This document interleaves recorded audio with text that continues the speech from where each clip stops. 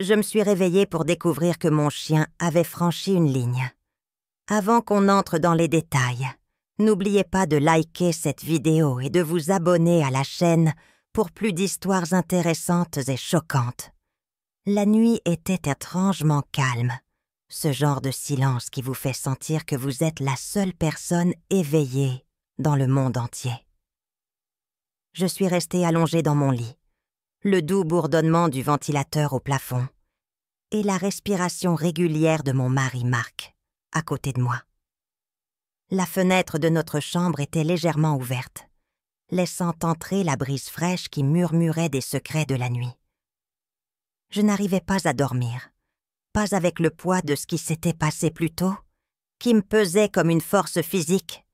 Je m'appelle Alice, et cette nuit, il s'est passé quelque chose que je ne peux pas effacer, quelque chose qui ressemble à une trahison du pire genre. Je jetai un coup d'œil à Marc, son visage serein dans le sommeil, inconscient du tumulte qui grandissait en moi. Mon cœur était lourd de ce secret que je n'étais pas prête à partager, ni avec lui, ni avec personne. Plus tôt dans la soirée, alors que je me préparais pour me coucher, notre chien Max a fait quelque chose d'inattendu, quelque chose qui m'a laissée remise en question. Max, qui avait toujours été une partie de notre famille, un compagnon fidèle, avait franchi une ligne que je n'avais jamais imaginée possible. Je me souviens du choc, de la confusion, du tourbillon d'émotions alors que je restais là, incapable de bouger, incapable de comprendre comment quelque chose d'aussi innocent avait pu tourner aussi mal. Maintenant, allongée dans l'obscurité, je me battais avec mes pensées. Devrais-je dire à Marc? Comment pourrais-je lui expliquer cela sans paraître folle? Rien que l'idée de sa réaction, son incrédulité ou pire, les reproches, me faisait tourner l'estomac. Max était en bas, dans son endroit habituel, mais ce soir sa présence semblait différente, presque accusatrice.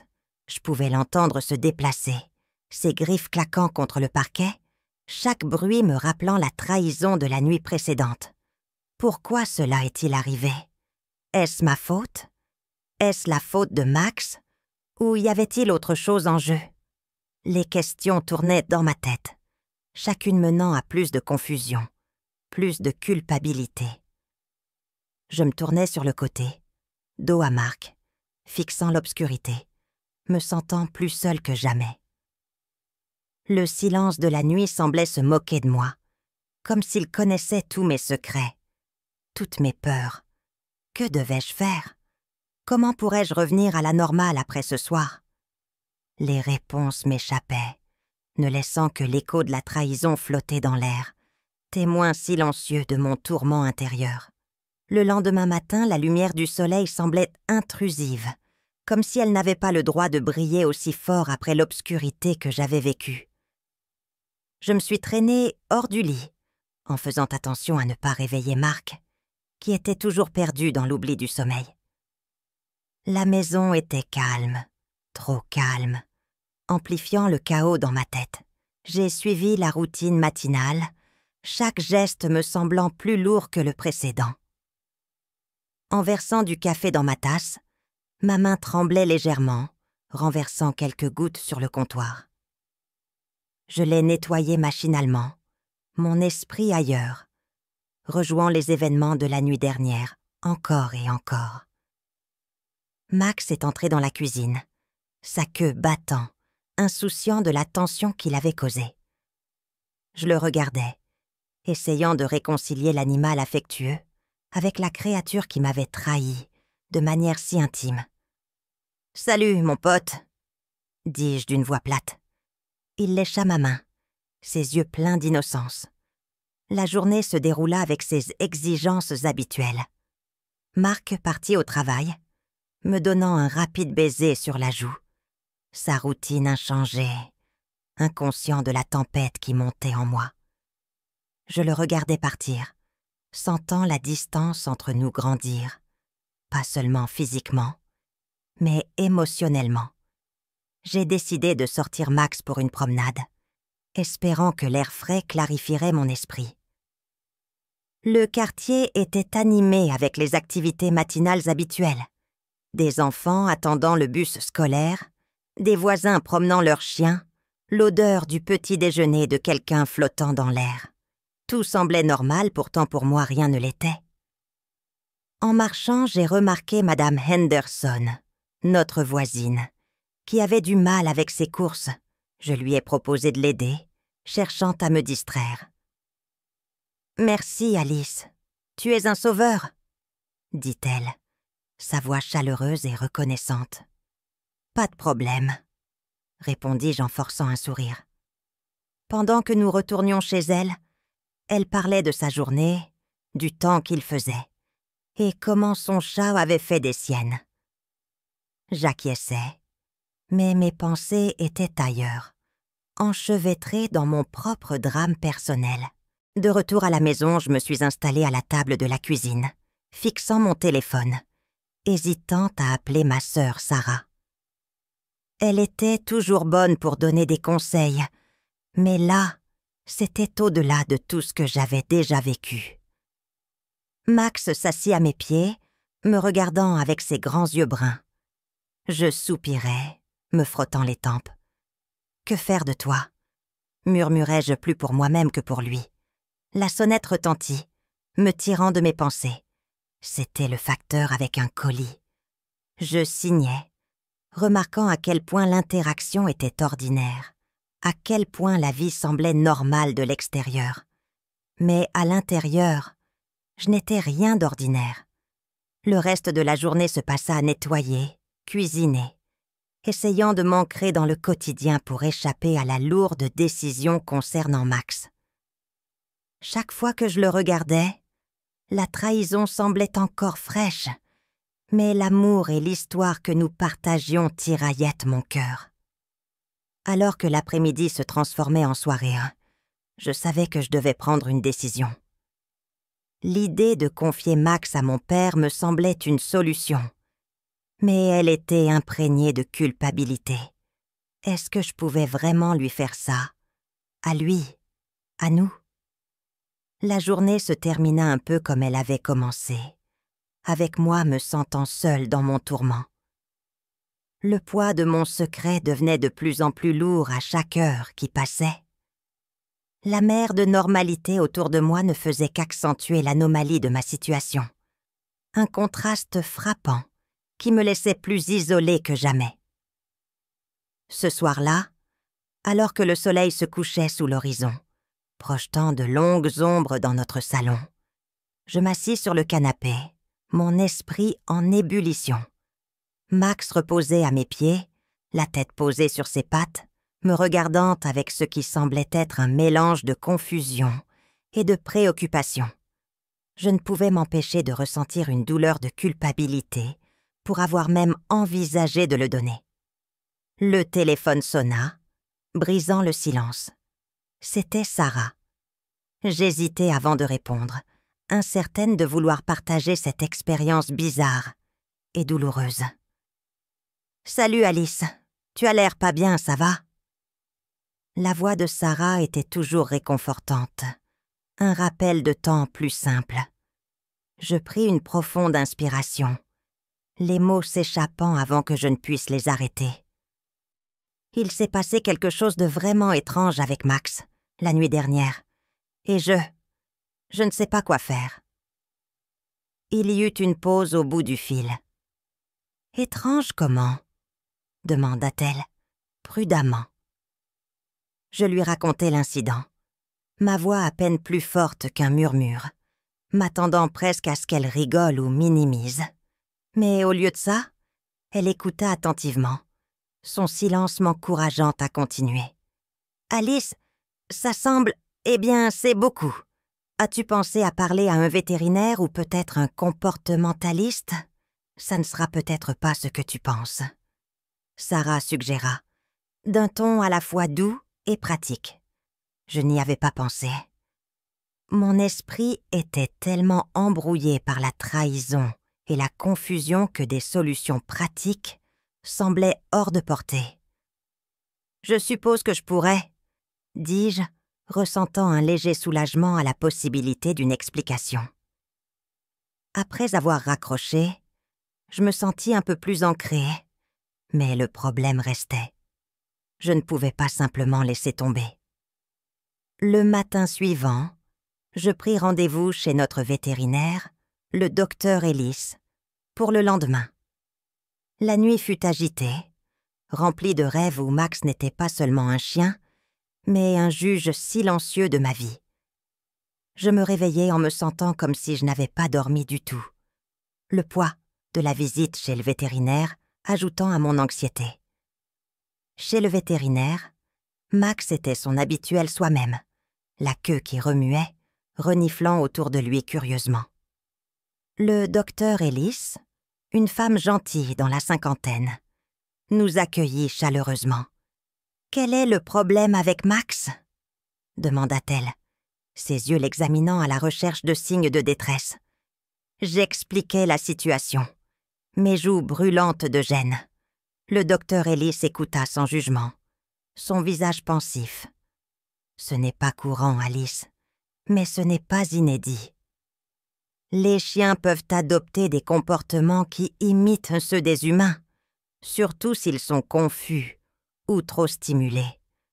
Faisons quelques tests pour éliminer les problèmes médicaux. » Les tests prirent du temps, et pendant que nous attendions, je m'assis dans la salle d'attente, feuilletant des magazines, sans vraiment les voir.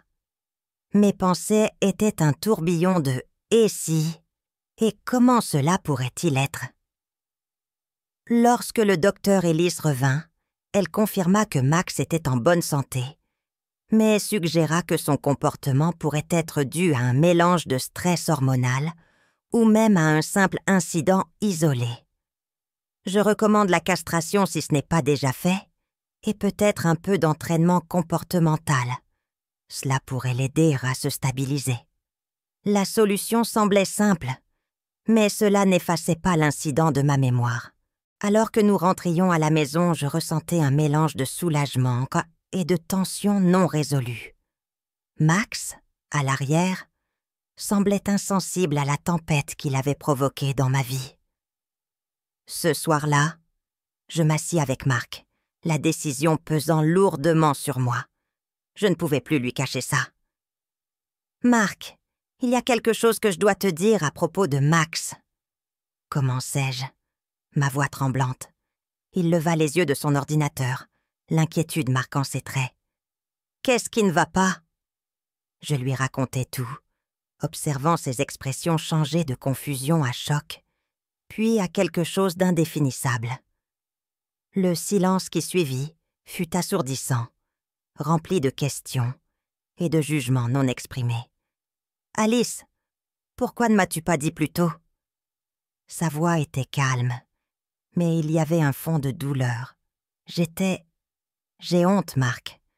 Je ne savais pas comment tu réagirais. » avouai-je, les larmes menaçant de couler. Il tendit la main et prit la mienne. « On va trouver une solution ensemble. Peut-être qu'on devrait regarder notre environnement à la maison, voir s'il y a quelque chose qui déclenche Max. » Cette conversation ouvrit la porte à une nouvelle dynamique dans notre relation. Ce n'était pas juste à propos de l'incident avec Max, c'était une question de confiance, de communication et des peurs tacites que nous cachions tous les deux. Les jours passèrent et nous avons mis en place des changements. Max a été castré et nous avons commencé des séances d'entraînement avec un professionnel. Peu à peu, l'atmosphère à la maison commença à changer, mais l'incident restait là, comme un fantôme, un rappel de la fragilité de notre normalité. La tension entre Marc et moi ne se résolut pas du jour au lendemain. Il y eut des moments d'awkwardness, des dîners silencieux et des nuits où nous restions allongés dans notre lit, perdus dans nos pensées. Mais nous essayions tous les deux de comprendre Max et de reconstruire ce qui semblait brisé entre nous. Ce n'était pas seulement une question du comportement de Max, mais aussi de notre capacité à faire face aux défis imprévus, à communiquer et à pardonner. L'incident, bien que bizarre, était devenu un catalyseur pour une introspection plus profonde et, espérons-le, un lien plus fort. Les jours se transformèrent en semaines, et la routine autrefois réconfortante de notre maison se métamorphosa en quelque chose de tendu et d'inconnu. Max, désormais castré et sous la direction d'un comportementaliste, semblait s'adapter, mais l'incident avait laissé une marque sur notre relation, une marque difficile à guérir. Une soirée, après un autre dîner silencieux, Marc et moi étions dans le salon, la télévision allumée, mais aucun de nous ne la regardait. Le poids de nos mots non dits était lourd dans l'air. « Alice !» Marc brisa enfin le silence, sa voix basse. « J'ai réfléchi à nous, à Max, à tout. » Je me tournai pour lui faire face, mon cœur se serrant. Je savais que cette conversation arrivait, mais je n'étais pas prête. « Et nous, Marc ?» demandai-je. Il soupira, passant une main dans ses cheveux. « J'ai l'impression qu'on vit dans l'ombre de ce qui s'est passé. J'essaye, Alice, mais chaque fois que je regarde Max ou toi, je vois cette nuit. » L'aveu me piqua, mais c'était la vérité sur laquelle nous dansions tous les deux. « Je sais, » murmurai-je. « Je le ressens aussi. C'est comme si on était coincés. » Il hocha la tête, ses yeux ne rencontrant pas les miens. J'ai parlé à mon frère, et il m'a parlé d'un ami qui pourrait prendre Max. Quelqu'un qui vit à la campagne, avec de l'espace pour lui courir, pour redevenir un chien. La suggestion me frappa comme un coup physique. Donner Max semblait être admettre la défaite, comme effacer une partie de notre famille. Marc, il fait partie de nous. On peut vraiment juste le donner. Ce n'est pas question de le donner, Alice. C'est de nous donner une chance de guérir, de dépasser ça sans ce rappel constant. Les larmes montèrent dans mes yeux, non seulement pour Max, mais pour la fracture dans notre mariage. Je croyais qu'on travaillait sur tout ça ensemble, les entraînements, les visites chez le vétérinaire. Je croyais qu'on essayait de réparer ça. « On essaie », dit-il, sa voix se brisant. Mais peut-être que réparer ça veut dire laisser partir quelque chose qui nous ramène sans cesse à ce moment-là. La pièce sembla se rétrécir, les murs se resserrant sous le poids de notre dilemme. Je regardais Max, allongé tranquillement près de la cheminée, ses yeux suivant notre conversation, avec une compréhension qui n'a fait qu'amplifier ma culpabilité. « J'ai besoin de temps pour réfléchir », dis-je en me levant brusquement. « Je vais faire une promenade. » L'air frais de la nuit n'apaisa en rien mon tourment. Je marchais sans but, les réverbères projetant des ombres longues qui imitaient l'obscurité dans mon esprit. Les mots de Marc et la supplication silencieuse dans les yeux de Max tournaient en boucle. Je me retrouvais au parc, assise sur un banc où Max et moi jouions à rapporter la balle. Le vide de l'espace résonnait comme le vide que je ressentais à l'intérieur. Est-ce que je trahissais Max en pensant à le donner? Ou est-ce que je trahissais Marc en m'accrochant à quelque chose qui pourrait irréparablement abîmer notre relation? Mon téléphone vibra, me tirant de mes pensées. C'était un texto de Sarah. « Comment tu tiens le coup ?» Je répondis. « Pas sûr. Marc veut donner Max. » Sa réponse arriva vite. « C'est dur, Alice, mais souviens-toi que c'est ce qu'il y a de mieux pour tout le monde, y compris Max. » Je restais là, fixant l'écran, les mots se floutant à travers mes larmes. La décision était monumentale, pas juste pour Max, mais pour l'avenir de mon mariage, pour notre confiance, pour notre capacité à avancer. En revenant à la maison, la décision planait au-dessus de moi, comme un nuage noir prêt à déchaîner une tempête. Je savais que je devais faire un choix qui définirait non seulement notre futur immédiat, mais l'essence même de notre famille. En entrant dans la maison, je trouvais Marc qui m'attendait, son expression mêlant inquiétude et détermination. « T'as décidé ?» demanda-t-il, sa voix douce. Je pris une grande inspiration, le poids du monde sur mes épaules.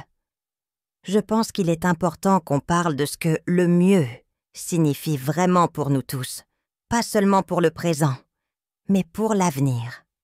La nuit s'est étendue, notre conversation devenant une danse délicate d'émotions, d'espoirs et de peurs. La décision n'a pas été prise ce soir-là, mais le décor était planté pour le point culminant de notre histoire, où chaque choix allait mener à des conséquences irréversibles. Alors que je me tenais dans notre salon faiblement éclairé, le poids de la proposition de Marc flottait entre nous, comme un épais brouillard. Le silence était lourd, rempli du tic-tac de l'horloge et des ronflements occasionnels de Max, qui dormait paisiblement sur son lit, près de la cheminée. « J'ai réfléchi, Alice, » dit Marc, sa voix calme, mais ses yeux trahissant son tourment. Peut-être que donner Max n'est pas une trahison. Peut-être que c'est lui donner une chance d'être heureux, loin du stress qu'il ressent ici. Et peut-être, juste peut-être, que c'est aussi pour nous, pour qu'on retrouve notre chemin l'un vers l'autre, sans ce rappel constant. Une larme m'échappa, traçant une ligne sur ma joue. Mais Marc, il fait partie de notre famille. On a traversé tant de choses ensemble. Comment pourrions-nous juste décider de le laisser partir? Marc s'approcha, sa main cherchant la mienne. Un geste réconfortant qui semblait à la fois familier et étrange. Je sais, Alice, j'aime aussi Max, mais notre relation, notre mariage, est tendue. Quand je te regarde, je vois cette nuit-là, je vois ta douleur, ta confusion. Je veux que cela soit remplacé par quelque chose de mieux, quelque chose de joyeux. La vérité dans ces mots était indéniable. Notre maison, autrefois remplie de rires et des simples joies de la possession d'un animal, était devenue un champ de bataille silencieux, d'émotions non résolues. Et si on se trompait? Murmurai-je, ma voix tremblante. Et si on regrettait cela? Marc soupira et me serra dans ses bras, doucement. Peut-être, mais on a tout essayé, non? Le vétérinaire, l'éducation, le temps. Et pourtant, nous voilà encore coincés. Peut-être que ce n'est pas juste à propos de Max. Peut-être que c'est à propos de nous, de ce dont nous avons besoin pour guérir.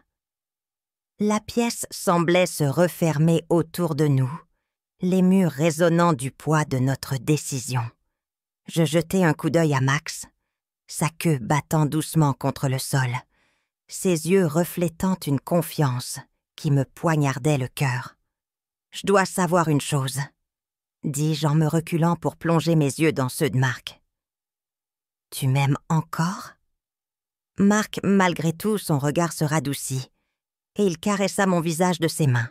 « Alice, je n'ai jamais cessé de t'aimer. Ça l'a été difficile, mais mon amour pour toi n'a pas changé. Si quoi que ce soit, ça m'a fait réaliser à quel point je veux me battre pour nous. » La sincérité dans sa voix brisa quelque chose en moi. C'était un moment de clarté, une révélation que ce n'était pas juste à propos de Max, mais de notre futur, de notre bonheur. « D'accord, » dis-je, le mot me serrant la gorge. « Trouvons-lui un bon foyer. Mais on le fait ensemble. On s'assure qu'il aille quelque part, où il sera aimé, où il pourra être un chien à nouveau, sans les ombres de ce qui s'est passé ici. » Marc hocha la tête, un soulagement se peignant sur ses traits. « Ensemble, » dit-il. Cette nuit-là, alors que nous étions allongés dans notre lit, la décision que nous avions prise semblait être une trahison, mais pas dans le sens que je craignais.